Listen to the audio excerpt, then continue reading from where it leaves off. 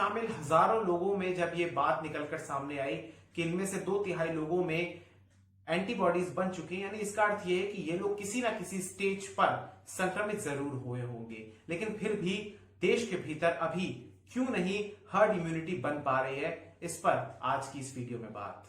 7 दिसंबर से 8 जनवरी के बीच आईसीएमआर द्वारा कराया गया तीसरा सीरो सर्वे ये बताया था उसने कि दरअसल देश के भीतर 21% लोगों में एंटीबॉडीज विकसित हो गई हैं। लेकिन अब जो सीरो सर्वे आया है, जो कि कराया गया था 14 जून से लेकर 16 जुलाई के बीच, उसमें यह कहा गया है कि देश की 2/3 आबादी में एंटीबॉडीज बन चुकी हैं। क्या है ये मसला, क्या है ये सीरो सर्वे और क्या है ये पूरी की पूरी खबर, देखते हैं इस वीडियो में। नमस्कार, आदाब, सत श्री अकाल दोस्तों, स्वागत है आप सबका मेरे YouTube चैनल स्वप्निल जंक्शन पर और मैं आशा करता हूं कि आप सभी स्वस्थ और सुरक्षित होंगे।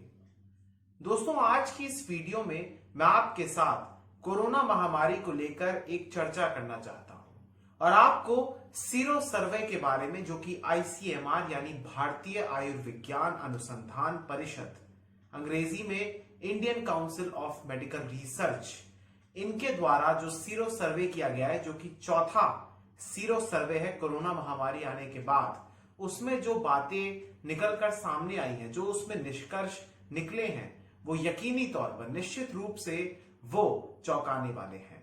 और आज की इस वीडियो में दोस्तों मैं इस अहम विषय को लेकर भी बात करूंगा और साथ ही साथ एक ऐसे विषय को लेकर भी आपके साथ चर्चा करना चाहूंगा जो कि जुड़ा हुआ है बच्चों को लेकर। वो छात्र छात्राएं, वो विद्यार्थी जो स्कूलों में पढ़ते हैं, आखिर उन्हें स्कूल भेजा जाए या नहीं, और इस पर अभिभावकों की क्या राय है, उस पर भी आपके साथ थोड़ी सी चर्चा करना चाहूंगा। लेकिन सबसे पहले दोस्तों, आज की जो इस वीडियो का जो मेन विषय है, जो मुख्य विषय है, उस पर सबसे पहले मैं आपके साथ कुछ खबर, कुछ डेटा साझा करना चाहूंगा।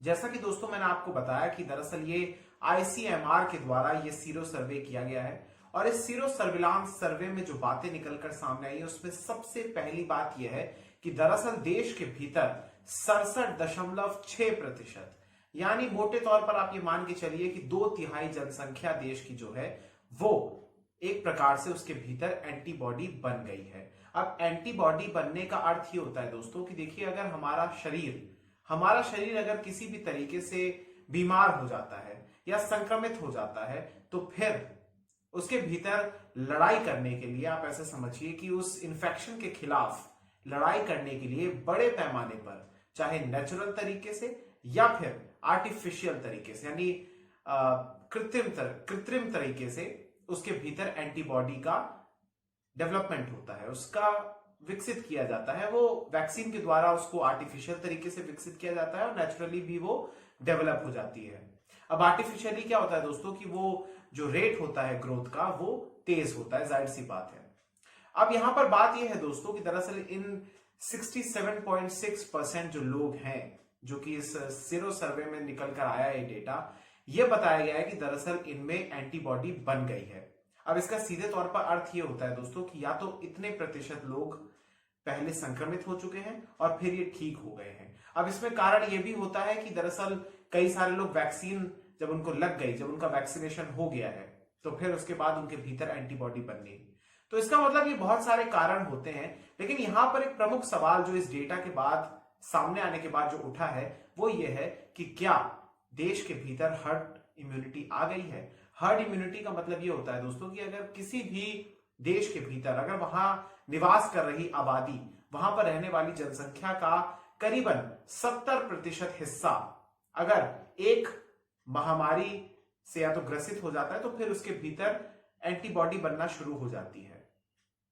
अब हर्ड इम्यूनिटी का अर्थ यह भी होता है कि अगर एक हिस्से पर, यानी जिसका मैंने जो आंकड़ा आपको बताया, जो 70% होता है, उससे ज्यादा का जो होता है, 70 से 80% आपके मान के चलिए, अगर उन लोगों का वैक्सीनेशन हो जाता है, तो फिर उस देश के भीतर या फिर उस इलाके के भीतर हर्ड इम्यूनिटी आने के चांसेस बहुत ज्यादा बढ़ जाते हैं। अब जैसा कि आप जानते हैं दोस्तों, हमारे देश के भीतर जिन लोगों का वैक्सीनेशन हुआ है, यानी कंप्लीट वैक्सीनेशन हुआ है, जिनको 2 डोजेस लग गई हैं, उसका जो प्रतिशत है वो 7.2% है। और अगर मैं सिंगल डोजेस की बात करूं, जितने लोगों को सिंगल डोज लगी, उसका प्रतिशत है 25% करीब करीब। तो अभी हम उस हर्ड इम्यूनिटी के आंकड़े से बहुत दूर है, कोसों दूर है।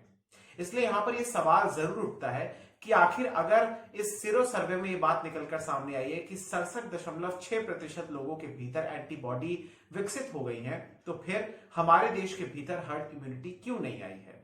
अब इसके कई सारे रीजन हो सकते हैं, जिसमें सबसे पहले रीजन आता है दोस्तों कि अभी जो ये वायरस है, ये SARS-CoV-2 जो वायरस है, लगातार म्यूटेशन कर रहा है, लगातार अपने आप को परिवर्तित कर रहा है, लगातार इसमें रोजाना या एक कम समय के अंतराल में आपको इसमें लगातार चेंजेस दिखते हैं, जिसको म्यूटेशन कहते हैं, बदलाव उसमें होते रहते हैं। इसीलिए अभी तक हर्ड इम्यूनिटी नहीं आ पा रही है। दूसरा ये भी कारण है दोस्तों कि वैक्सीनेशन का जो प्रोग्राम चल रहा है हमारे देश के भीतर, जो अभियान चल रहा है, उसकी गति अभी बहुत ही धीमी है। और साथ ही साथ बच्चों के लिए, यानी जिनकी आयु 18 बरस से कम है, या मुख्य तौर पर आप ये मानिए कि 15 बरस से कम है, उन्हें अभी भी कोई भी वैक्सीनेशन का उनके संबंध में अभी कोई भी वैक्सीन नहीं लगी है, किसी को भी अभी अप्रूवल नहीं मिला। हालांकि रिसर्च अभी भी चल रही है, डेटा शेयरिंग अभी भी चल रही है, डेटा का एनालिसिस अभी भी चल रहा है। कई सारी वैक्सीन, जिसमें फाइजर की वैक्सीन आती है, जिसमें जाइडस कैडिला की वैक्सीन आती है, जिसमें सीरम की भी एक वैक्सीन का नाम आ रहा है, कोवावैक्स का। तो ऐसी तमाम वैक्सीन हैं जिनका नाम सामने आ रहा है, लेकिन अभी आधिकारिक तौर पर किसी को भी लगाने की अनुमति नहीं मिली है, यानी अभी किसी को भी अनुमति नहीं मिली है। तो ये कारण है। अब यहां पर सवाल ये उठता है दोस्तों कि ये जो डेटा निकलकर सामने आया है, इसमें बड़ी बड़ी बातें क्या निकलकर सामने आई है। देखिए, अभी मैंने आपको एक राष्ट्रीय सर्वेक्षण जो ये हुआ, इसके बारे में आपको बताया कि पूरे देश के भीतर 67.6% लोगों के भीतर एंटीबॉडीज बन गई हैं। लेकिन अब आपको ये जानना जरूरी है कि आखिर इस पूरे डेटा का आधार क्या है और इसमें कितने लोगों को शामिल किया गया था। इसमें दरअसल शामिल किया गया था देश भर में, देश की आबादी में आपको फिर से याद कराना चाहूंगा कि 135 करोड़ के आसपास है, उससे ज्यादा ही है। और इतनी बड़ी आबादी के होने के बाद सिर्फ 29,000 लोगों को ही इसमें शामिल किया गया था। और ये देश के भीतर जो 700 से ज्यादा जिले हैं, उनमें से सिर्फ 70 जिलों में हुआ था। और 21 राज्यों के भीतर ये 70 जिले आते हैं। और इसको राष्ट्रीय सर्वेक्षण इसलिए कहा गया क्योंकि ये कमोबेश आप ये मानकर चलिए कि 21 राज्यों को कवर कर रहे हैं। हालांकि डेटा में जो सैंपल साइज लिया गया है वो एक सिग्निफिकेंट साइज नहीं है, क्योंकि जहां आबादी करोड़ों में है हमारी, अगर इसको आप अंग्रेजी सिस्टम से समझिए तो फिर ये 1 बिलियन से ज्यादा है, 1.3 बिलियन है, उससे ज्यादा है। तो वहां पर चंद हजार लोगों का सर्वे करना और फिर उसके आधार पर एक राय बना लेना अभी बहुत जल्दबाजी होगी। लेकिन फिर भी आपके लिए जानना जरूरी है, क्योंकि सीरो सर्वे हमें एक अनुमान दे देता है कि आखिर देश के भीतर कोरोना की स्थिति क्या है। और ऐसे में आपके लिए जानना जरूरी है कि जो स्टैट्स मैंने आपको बताया, इसमें अलग अलग राज्यों के बारे में क्या निकलकर सामने आया है। सबसे बेहतर अगर प्रदर्शन किसी ने किया है इस सीरो सर्वे में, तो आईसीएमआर ने जो ये किया है, तो उसके अनुसार मध्य प्रदेश का नाम आता है। मध्य प्रदेश ने 79% वहां की जो जनता है उनके भीतर एंटीबॉडीज बनी है।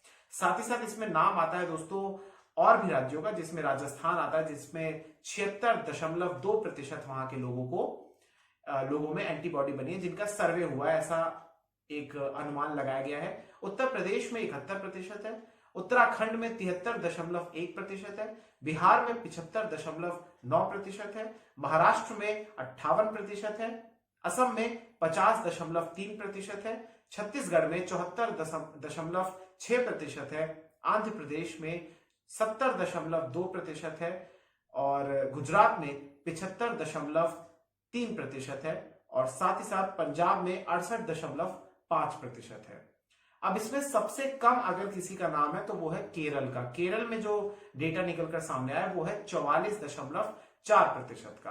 केरल के बारे में बात इसलिए भी करना जरूरी है दोस्तों, क्योंकि केरल के भीतर लगातार कोरोना के केसेस बढ़ रहे हैं। बीते दिनों जब बकरीद को लेकर एक कंट्रोवर्सी हो गई थी कि दरअसल वहां पर सरकार ने, जो केरल की सरकार है, पी विजयन की जो सरकार है, उन्होंने अनुमति दे दी थी कि आप बकरीद के लिए, जो बकरीद के 2 दिन है, उसमें आप खुले तौर पर आप वहां पर जा सकते हैं और शॉपिंग कर सकते हैं और कोई पाबंदी आप पर, कोई प्रतिबंध लागू नहीं होगा। तो इसको लेकर काफी सारी कंट्रोवर्सी हुई, क्योंकि उसी दौर में कांवड़ यात्रा को लेकर सुप्रीम कोर्ट के हस्तक्षेप के बाद और उनके बाद उत्तराखंड में और उत्तर प्रदेश में इन यात्राओं को कैंसिल कर दिया गया। लेकिन केरल के भीतर ऐसा नहीं हुआ। तो अब जाहिर सी बात है कि वहां पर विपक्ष की सरकार है, तो वहां पर जो राष्ट्रीय सत्ता पक्ष है और जो वहां पर विपक्ष है बीजेपी और तमाम जो पार्टियां वो केरल पर ही प्रमुख तौर पर आरोप लगा रही है कि आखिर उनके इस निर्णय के कारण हुआ। लेकिन ये तो राजनीतिक मुद्दा है, इसको आप साइड कीजिए। लेकिन केरल के भीतर वाकई में एक सिग्निफिकेंट इंक्रीज आया है और ये इसलिए आया है क्योंकि वहां पर लगातार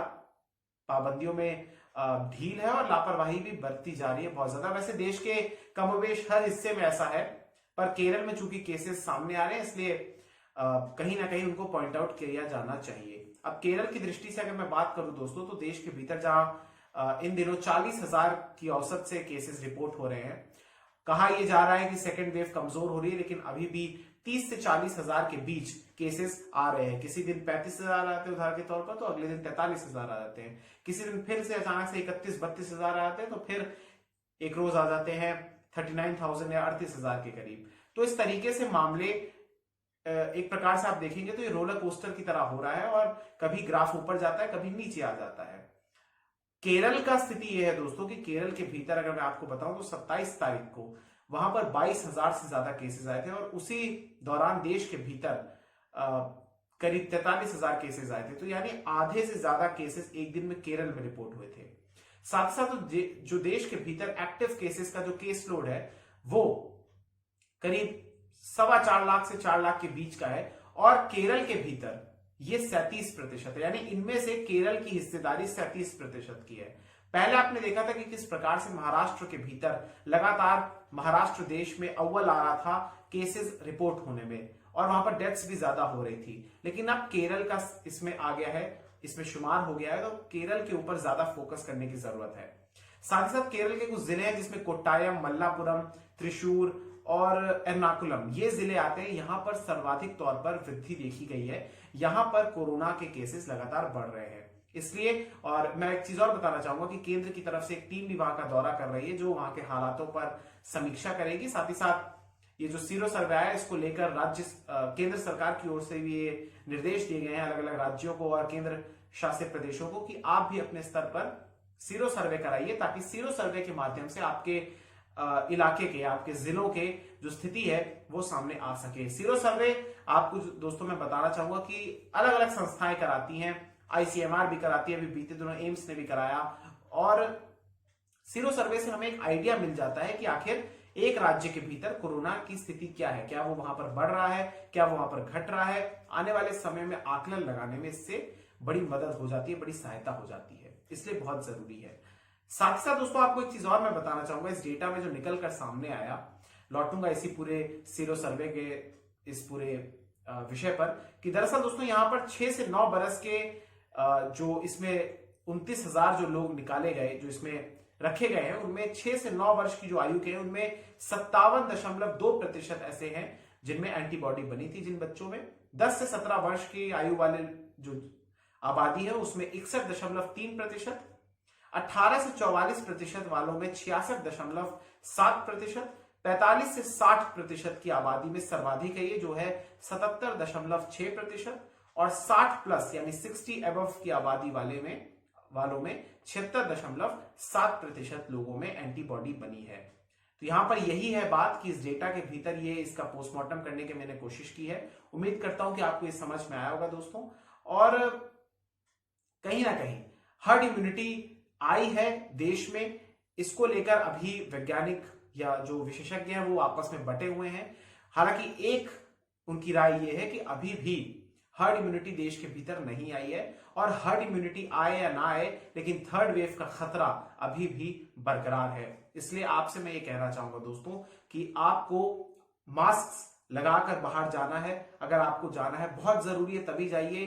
अनावश्यक तौर पर आप यात्राएं ना कीजिए। आप अभी देख रहे हैं कि किस प्रकार से देश के भीतर मानसून के कारण पहाड़ी इलाके हो या फिर जो जमीनी इलाके हैं, हर जगह मैदानी क्षेत्र हो, वहां पर बाढ़ आ रही है, कहीं पर भूस्खलन हो रहा है, कई सारे लोगों की मृत्यु हो रही है, आप ये देख ही रहे हैं। इसलिए ये बेहतर है कि कोरोना तो है ही, और साथ ही साथ जिस प्रकार से ये मौसम चल रहा है, इस मौसम में आप थम जाइए, थोड़ा सब्र रखिए, धैर्य रखिए, अपने अपने घरों में रहिए और अनावश्यक तौर पर यात्रा बिल्कुल ना करिए, क्योंकि अभी भी कोरोना गया नहीं है। बार बार ये बात रिपीट करने की आवश्यकता है कि कोरोना नहीं गया है। साथ ही साथ वैक्सीनेशन बहुत जरूरी है, वैक्सीनेट हो जाइए, जितनी जल्दी हो सके आप अपनी डोजेस लगा लीजिए, ताकि आप कम से कम आपके भीतर एंटीबॉडीज बनने की प्रक्रिया शुरू हो सके और एक कवच आपको मिल सके। लेकिन वैक्सीन लगाने का अर्थ ये नहीं होता है कि आप तमाम चीजों को इग्नोर कीजिए और आप फिर खुलेआम तमाम चीजों की धज्जियां उड़ाएं, ऐसा नहीं है।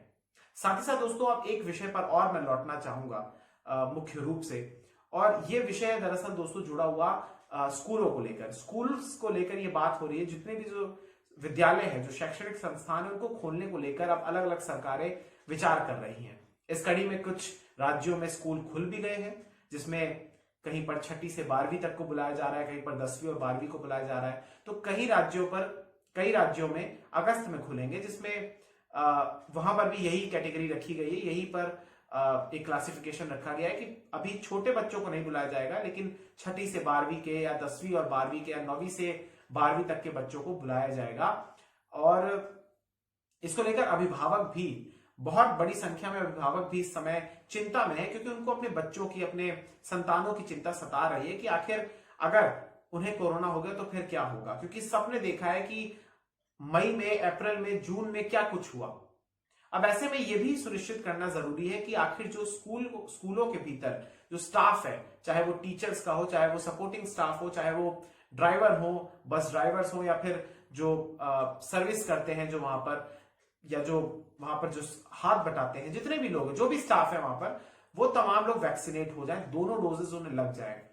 क्योंकि ये बात कही गई है कि हालांकि बच्चों में ये बलराम भार्गव द्वारा ये कहा गया, जो कि आईसीएमआर के निदेशक है, उनके द्वारा ये कहा गया दोस्तों कि दरअसल ये जो बच्चों में होता है संक्रमण, ये इतना ज्यादा नहीं फैलता है, बच्चे इसको बेहतर तरीके से हैंडल करते हैं तुलना में वयस्कों के। इसलिए अगर बच्चों को हमें सुरक्षित रखना है, तो इसलिए बहुत जरूरी है कि हमारे जो वयस्क हैं, जो स्कूलों में काम करते हैं, तो वो भी वैक्सीनेट हो जाएं। इसी को लेकर अभिभावक भी चिंता में है कि क्या होगा अगर वो वैक्सीनेट नहीं हुए। और बच्चों को लेकर अभी फिलहाल वैक्सीन नहीं आई है। हालांकि स्वास्थ्य मंत्री मनसुख मंडाविया ने एक बात कही, उनके द्वारा, उनके हवाले से बात कही गई कि अगस्त में आ सकती है वैक्सीन। और कई बड़े विशेषज्ञ, कई बड़े डॉक्टर्स भी ये कह रहे हैं कि सितंबर तक हो सकता है कि बच्चों के लिए वैक्सीन आ जाए। लेकिन तब तक ऐसा तो है नहीं कि आज वैक्सीन आ गई और कल तक सब बच्चों को लग जाएगी।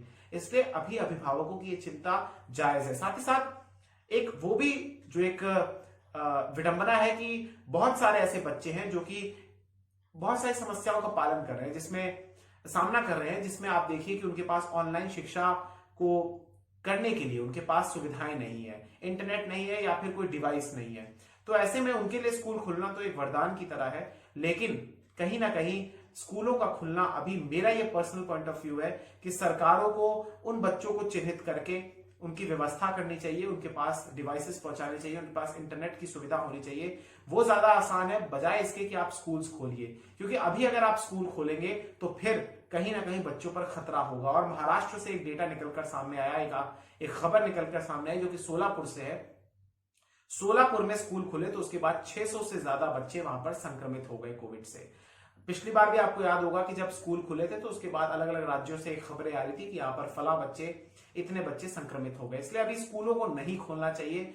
अभी जैसा चल रहा है चलने दीजिए। जब स्थिति सामान्य होने लगे या बड़े पैमाने पर वैक्सीनेशन कार्यक्रम चलता रहे, तब आपको स्कूल खोलने चाहिए, वो भी चरणबद्ध तरीके से खुलने चाहिए। जैसा कि आईसीएमआर के डॉक्टर बलराम भार्गव की तरफ से बात कही गई कि भाई आप पहले प्राइमरी स्कूल्स को खोलिए, यानी पहले छोटे बच्चों को बुलाइए, यानी नीचे से आप बुलाइए और फिर कॉलेज तक आप लेकर जाइए, क्योंकि जो छोटे बच्चे होते हैं उनमें इसका प्रभाव कम रहता है। लेकिन बहरहाल बात यही, अंत में मैं कहना चाहूंगा कि ये तमाम रिसर्चेस, ये तमाम स्टडीज, ये तमाम सर्वेज, ये तमाम चीजें ऑनगोइंग प्रोसेस है। अनिश्चितता, असमंजस बरकरार है, किसी के पास स्पष्ट जवाब नहीं है और इसमें डेवलपमेंट रोजाना की बुनियाद पर हो रही है। लेकिन एक चीज है कि हमारे हाथों में है कि हम मास्क पहन कर रखें और फिजिकल डिस्टेंसिंग का पालन करें और अपने हाथों को नियमित रूप से धोते रहें। और अगर आप में सिम्टम आते हैं तो तुरंत आप टेस्ट कराइए, और अगर आप कोविड पॉजिटिव हो जाते हैं तो पूरे प्रोटोकॉल का पालन करके आप उसका ट्रीटमेंट कराइए और वैक्सीनेट भी हो जाइए। घबराने की बात नहीं है, हालांकि सतर्क रहने की बात है। उम्मीद करता हूं आपको ये इन्फॉर्मेशन पसंद आई होगी। इस वीडियो को शेयर कीजिएगा। मुझे दीजिए इजाजत। बहुत बहुत शुक्रिया, बहुत बहुत धन्यवाद। जय हिंद, जय भारत, वंदे मातरम, इंकलाब जिंदाबाद, सत्यमेव जयते। नमस्कार।